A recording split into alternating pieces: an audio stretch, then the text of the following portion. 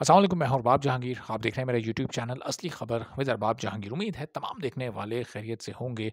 हर पाकिस्तानी के जहन में इस वक्त ये सवाल है कि आने वाली हुकूमत किस सियासी जमात की बनेगी, कौन वजीर आज़म बनेगा, कौन सदर मुमलिकत बनेगा और कौन सी वो सियासी जमातें होंगी जो कि अपोजिशन में बैठेंगी। चूँकि एक बड़ा सवाल इस वक्त यहाँ पर ये मौजूद है कि पाकिस्तान तहरीक इंसाफ के 90 से ज़ायद वो आज़ाद लोग जो कि जिन्होंने इस इलेक्शन में कामयाबी हासिल की है, सबसे ज़्यादा हक उनका है ये हुकूमत बनाने का, लेकिन क्या उनको उनका ये हक दिया जाएगा? और फिर पाकिस्तान तहरीक इंसाफ जो क्लेम कर रही है कि उसकी जो सीट थी वो 150 थी और उससे भी ज़्यादा थी और उसको कम करके ये 90 तक 92 तक पहुंचा दिया गया है।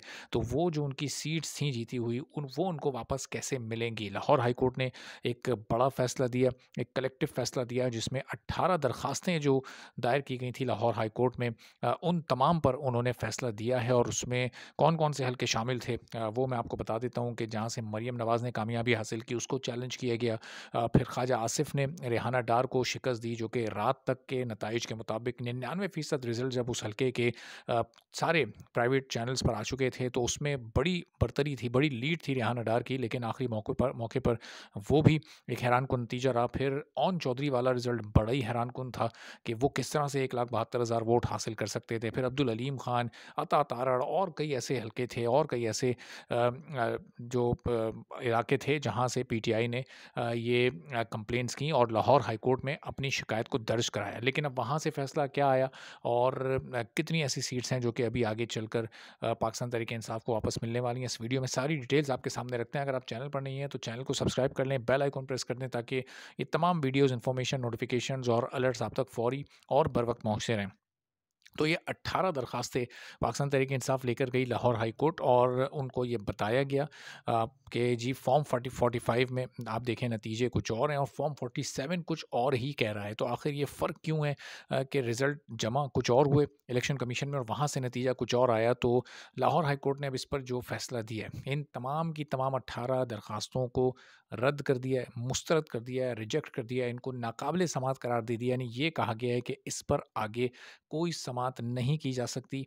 क्यों नहीं की जा सकती? जो तहरीरी फ़ैसला उसमें सारी डिटेल्स दर्ज हैं। उसमें एक तो ये कहा गया है कि एक आप सबको पता होगा कि एक इलेक्शन एक्ट है जिसके मुताबिक ये पूरा एक इंतखाबी सिस्टम चलता है और एक आईन पाकिस्तान है जिसके तहत पूरे पाकिस्तान को चलाया जाता है। तो इलेक्शन एक्ट 2017 का एक सेक्शन है 8 और 9 और जो आईन पाकिस्तान है उसका आर्टिकल है 218। तो वहाँ पर ये बड़ा वाज़ेह लिखा हुआ है कि इलेक्शन में कोई भी बेज़ाब्तगी हो, कोई धांधली की शिकायत हो, कोई बदइंतज़ामी हुई हो, यानी किसी भी कैंडिडेट को उस पूरे इलेक्टोरल सिस्टम से मुतालिक अगर कोई शिकायत है तो वो इलेक्शन कमीशन में जाएगा और वहाँ पर वो अपनी शिकायत को दर्ज करवाएगा। अब ये एक बड़ी हैरानकुन बात है। ये हैरानकुन बात क्यों है?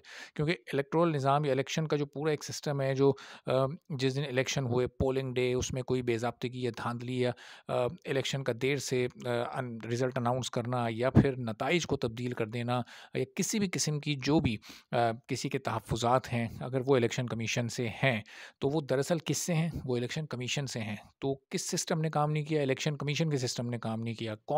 किसका फेलियर सामने आया? इलेक्शन कमीशन का फेलियर सामने आया। तो अपनी ही इनकॉम्पिटेंस या अपनी ही नाअहली या अपनी ही ख़ामियों पर कैसे किसी कंप्लेन को इलेक्शन कमीशन बाकायदा और बेहतर तरीके से एंटरटेन कर सकता है, ये भी बहरहाल अपनी जगह पर एक सवालिया निशान है। लेकिन चूँकि इलेक्शन एक्ट के अंदर और फिर आईन पाकिस्तान के अंदर अब ये बाकायदा तौर पर ये सारी की सारी चीज़ें कानूनी तौर पर दर्ज हैं, तो फिर वही मुतल्लिका फ़ोरम है और वही राइट फ़ोरम है कि जिस पर अब पाकिस्तान तहरीक इंसाफ को जाना है। और इस दौरान हम देख रहे हैं कि बहुत सारी ख़बरें इस तरह की सामने आ रही हैं कि इमरान खान को मुख्तलिफ़ ऑफ़र्स की जा रही हैं और उनके सामने बड़े कोई मुख्तलिफ़ किस्म के पैकेजेस रखे जा रहे हैं उनको रिलीफ़ देने के, लेकिन अभी तक उन्होंने किसी भी ऑफ़र को या पैकेज को एक्सेप्ट नहीं किया, बल्कि जो गुफ्तगू उनकी जानिब से की गई है वो इस निज़ाम में किसी भी किस्म की मुदाखलत को ख़त्म करने की है कि जो मुल्क का मुस्तकबिल है, जो मुल्क के फ़ैसले हैं मुस्तकबिल के,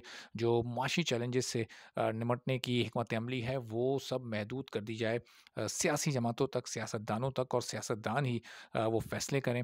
तो अब देखना ये है कि ये जो इस वक़्त सारी की सारी जमातें मिलकर अपने नंबर गेम को पूरा करने की कोशिश कर रही हैं। अब ये कोशिश कहाँ तक कामयाब होती है, चूँकि अब मामला अदालतों से निकल के वापस इलेक्शन कमीशन में जाएगा, तो इलेक्शन कमीशन कितनी दरख़्वास्तों को एंटरटेन करता है और फिर वो साफ़ और शफ़ाफ़ तरीके से करता है। ये बड़ा इम्पोर्टेंट होगा देखना, चूँकि अब जिस तरह लाहौर हाई कोर्ट ने ये फ़ैसला दिया है। अच्छा, अब इसी तरह की बहुत सारी शिकायतें सिंध हाई कोर्ट में भी गई हैं, जो कि कराची के जितने भी हलके हैं ऑलमोस्ट सब के सब, जहाँ से एमक्यूएम जीती है, जहाँ से पाकिस्तान पीपल्स पार्टी जीती है, वहाँ से। और ये वजह क्यों बनी?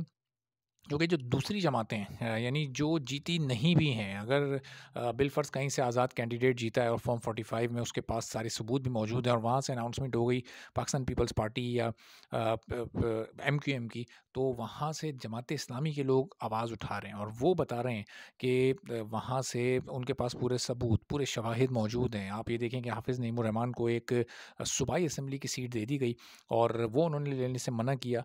क्यों मना किया? चूँकि वो वहाँ से फ़ॉर्म 45 के मुताबिक जीते नहीं थे और उनके पास फ़ॉर्म 45 था और उन्होंने बड़ी ईमानदारी और दयानतदारी के साथ कल बाकायदा तौर पर ये अनाउंस किया, प्रेस कॉन्फ्रेंस की, कि वो ये सीट नहीं लेना चाहते और वहाँ से भी आज़ाद उम्मीदवार यानी पाकिस्तान तहरीक-ए-इंसाफ के हिमायत याफ़्ता उम्मीदवार जीते हैं। तो ना सिर्फ़ जमात इस्लामी की जानिब से ये एक बड़ी अच्छी रिवायत कायम की गई, बल्कि फंक्शनल लीग की जानिब से भी इस तरह की आप देखें कि ऐलानात सामने आए, जब पीर पगारा साहब ने अपनी जो जीती हुई नशिस्तें थीं वो वापस कर दी। उन्होंने कहा कि हम ये नशिस्तें नहीं रखेंगे, चूँकि यहाँ से कोई और जीता है, किसी और के मैंडेट को हम अपने पास नहीं रख सकते। ये सिलसिला यहीं पर नहीं रुका।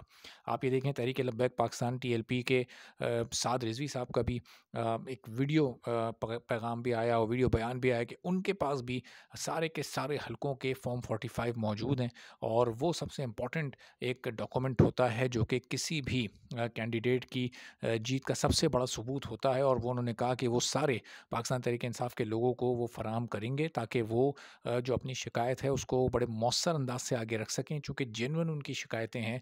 तो अब ये आप देखें कि कई ऐसी जमातें हैं कि जो कि इस वक्त पाकिस्तान तहरीक-ए-इंसाफ की सपोर्ट में मौजूद हैं और जो बड़ी ईमानदारी के साथ और दयानतदारी के साथ इस पूरे इलेक्शन के निज़ाम में जो खामियां रह गई थी या जानबूझकर छोड़ दी गई थी, उनको दूर करने की बात कर रहे हैं, ताकि जो मैंडेट है लोगों का, जो कि इतनी बड़ी तादाद में लोग निकले, तो उनके मैंडेट को एक सिक्योरिटी मिल सके, एक जहाँ उन्होंने जिसको वोट डाले हैं वो सही नताइज सामने आ सकें और जो डिज़र्विंग कैंडिडेट्स हैं जो जीते हैं जिन हलकों से, उनको कम से कम उन हलकों में उनकी नुमाइंदगी हो सके। और अगर इसके नतीजे में बहुत बड़े-बड़े नाम इस विनिंग लिस्ट से आउट हो जाते हैं, तो फिर ज़ाहिर है कि ये उनकी ख़राब परफॉर्मेंस होगी या ये उनकी बदकिस्मती होगी, या फिर ये जिस तरह जहांगीर तरीन और सिराजुल हक ने अपनी इस वक्त एक तरह से अपनी सियासत का ख़ात्मा कर लिया और उसको ब्रेक लगा दिया और अब वो मज़ीद सियासत में पार्टिसिपेट नहीं करना चाहते, तो फिर शायद बहुत सारे लोगों को इसी तरह की चीज़ को सोचना पड़ेगा और अपने मुस्तकबिल का फ़ैसला करना पड़ेगा। अब आज क्या अपडेट रहती है और किस तरह से मामलात आगे बढ़ते हैं, आपको अगली वीडियो में फिर इस बारे में मज़ीद डिटेल्स फ़राहम करेंगे। इजाज़त दीजिए। अल्लाह हाफ़िज़।